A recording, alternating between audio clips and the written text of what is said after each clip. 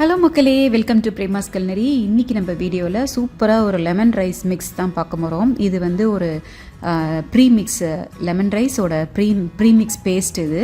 So இதை use பண்ணி நம்ம சாதத்தில் குவிக்காக கிளறி நம்ம ஒரு 5-10 மினிட்ஸ்லலாம் வந்து ஒரு லஞ்ச் ரெடி பண்ணிடலாம். இந்த மாதிரி ஒரு ப்ரீமிக்ஸ் நம்ம கையில் இருந்ததுன்னா நம்ம வந்து லெமன் சேவை, லெமன் இடியாப்பம், லெமன் அவல், ஸோ லெமன் உப்புமா, இந்த மாதிரி எது வேணாலும் நம்ம வந்து ஜஸ்ட் அப்படியே பண்ணி நம்ம இந்த பேஸ்ட்டை போட்டு கிளறி நம்ம ப்ரிப்பேர் பண்ணிடலாம். அண்ட் ஆல்சோ இந்த லெமன் ரைஸ் பேஸ்ட் வந்து 6 மந்த்ஸ் ஆனாலும் கெட்டே போகாது. ஃபஸ்ட்டு நம்மள்ட்ட ஒரு லெஃப்ட் ஓவர் ரைஸு இல்லைனா வந்து பார்த்திங்கன்னா ஓட்ஸு, இந்த மாதிரி கினோவா, அந்த மாதிரி எதில் வேணாலும் இந்த பேஸ்ட்டை வந்து நம்ம மிக்ஸ் பண்ணி சாப்பிட்லாம். ரொம்ப நல்லாயிருக்கும். அண்டு வாழைக்காய் ரோஸ்ட்டு, உருளைக்கிழங்கு ரோஸ்ட்டு, இல்லைனா சிம்பிளாக ஒரு பப்படம் இருந்தாலே போதும். இந்த லெமன் ரைஸ் வந்து ரொம்ப டேஸ்டியாக இருக்கும். வாங்க இது குயிக்காக எப்படி பண்ணுறதுன்னு பார்த்துடலாம். இந்த பேஸ்ட் ப்ரிப்பேர் பண்ணுறதுக்கான இன்க்ரீடியன்ட்ஸ் என்னென்னங்கிறத பார்த்துடலாம். ஃபஸ்ட்டு ஒரு 2 டீஸ்பூன் போல் டர்மரிக் பவுடர் எடுத்துக்கோங்க. 7லேருந்து 10 லெமன், அதாவது இந்தியா லெமன் வந்து சின்ன சைஸ் லெமனு. இதை ஸ்குவீஸ் பண்ணிங்கன்னா ஒரு 1/2 கப்பு லெமன் ஜூஸ் கிட்ட வரும். ஸோ அது மாதிரி எடுத்து வச்சுக்கோங்க. ஒரு 1/4 கப்பு போல் நமக்கு வந்து ஆயில் தேவைப்படும். Sesame oil or cold pressed oil அந்த மாதிரி இருந்ததுன்னா எடுத்து வச்சுக்கோங்க, நல்லாவே வாசனையாக இருக்கும். அதுக்கப்புறமா ஒரு 2 டேபிள் ஸ்பூன் மஸ்டர்ட் சீட்ஸ், கடுகு, 2 டேபிள் ஸ்பூன் வந்து சென்னா தால், கடலைப்பருப்பு, 7 காஞ்ச மிளகாய், ஒரு 5 க்ரீன் சில்லிஸ் போல் எடுத்து வச்சுக்கோங்க. அதுக்கப்புறமா ஒரு 1/4 கப்பு பீனட்ஸு, அதாவது வேர்க்கடலை, அதுக்கப்புறமா வந்து பெருங்காயம், கறி லீவ்ஸ், அப்புறம் தேவையான அளவு உப்பு. யூஸ்வலாக சேர்க்குற ஜிஞ்சர் வந்து நான் சேர்க்கல, இஞ்சி நான் சேர்க்கல. ஏன்னா இஞ்சி சேர்த்தா சீக்கிரமாக வந்து இந்த ப்ரீமிக்ஸ் பேஸ்ட் வந்து கெட்டு போயிடும். அதனால் நான் இஞ்சி சேர்க்கல. நீங்கள் வந்து எண்ணெயும் மஞ்சள் தூளும் கண்டிப்பாக சேர்த்துக்கோங்க. ஆயிலும் டர்மரிக் பவுடரும் நேச்சுரல் ப்ரிசர்வேட்டிவ்ஸ், அதனால் மறக்காமல் நிறையா எண்ணெய் அண்டு மஞ்சள் தூள் மறக்காமல் சேர்த்துக்கோங்க. இப்போ ஒரு கடாயை நம்ம ஹீட் பண்ணிடலாம். அதில் 1/4 கப்பு வந்து எண்ணெய் சேர்த்துருவோம். எண்ணெய் சேர்த்ததுக்கப்புறம் 2 டேபிள் ஸ்பூன் வந்து கடுகு சேர்த்துடலாம். கடுகு கொஞ்சம் சூடு ஏறட்டும். அதுக்கப்புறமா 2 டேபிள் ஸ்பூன் சென்னா தால், அதாவது கடலைப்பருப்பு சேர்த்துடலாம். கடலைப்பருப்பு சேர்த்துட்டு நம்ம வந்து அதை அப்படியே கடலைப்பருப்பை வறுத்துருவோம். அதே நேரத்தில் பார்த்திங்கன்னா கடுகும் வந்து பொரியணும். அடுப்பை வந்து லோ டு மீடியம் ஃப்ளேம்லேயே வச்சுக்கோங்க, ஹை ஃப்ளேமில் வேணாம், இல்லைனா சீக்கிரமாக கருகிடும். இதுக்கப்புறமா வந்து நம்ம பீனட் சேர்க்க போகிறோம். ஒரு 1/4 கப்பு போல் வேர்க்கடலை சேர்த்துக்கலாம். வேர்க்கடலை சேர்த்துட்டு நல்லா வந்து வறுக்க போகிறோம். வேர்க்கடலை வந்து கிறிஸ்பி ஆகணும். ஸோ நம்ம வந்து லோ டு மீடியம் ஃப்ளேமில் வச்சுட்டு நல்லா வறுத்துக்குவோம். ஒரு 7 காஞ்ச மிளகா போல் கிள்ளி அந்த இதில் வேர்க்கடலையோடு சேர்த்துருவோம். காஞ்ச மிளகாயும் சேர்த்து நல்லா வறுத்துக்கலாம்.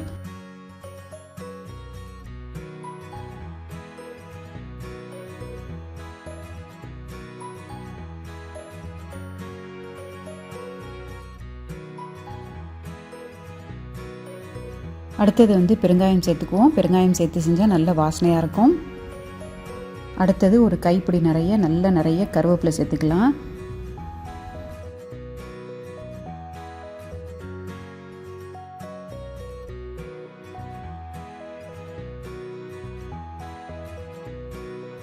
அதுக்கப்புறமா ஒரு 5 பச்சை மிளகா போல், அதையும் நான் வந்து 2 கட் பண்ணி அதை எடுத்து வச்சுருக்கேன்.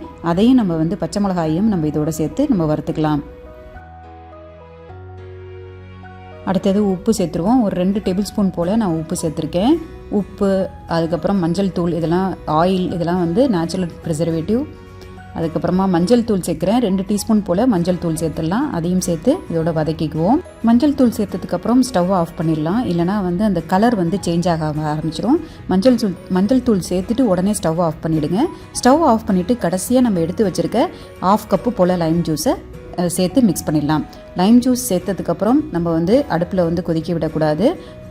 மஞ்சள் தூள் சேர்த்த உடனே நீங்கள் வந்து ஸ்டவ் ஆஃப் பண்ணிவிடுங்க. அதுக்கப்புறம் கடைசியாக லைம் ஜூஸை சேர்த்துடலாம். அவ்வளோதான், நமக்கு வந்து சூப்பரான ஒரு லெமன் ரைஸ் மிக்ஸ் வந்து நமக்கு ரெடி ஆயாச்சு. கம்ப்ளீட்டாக ஆற விட்டுருங்க.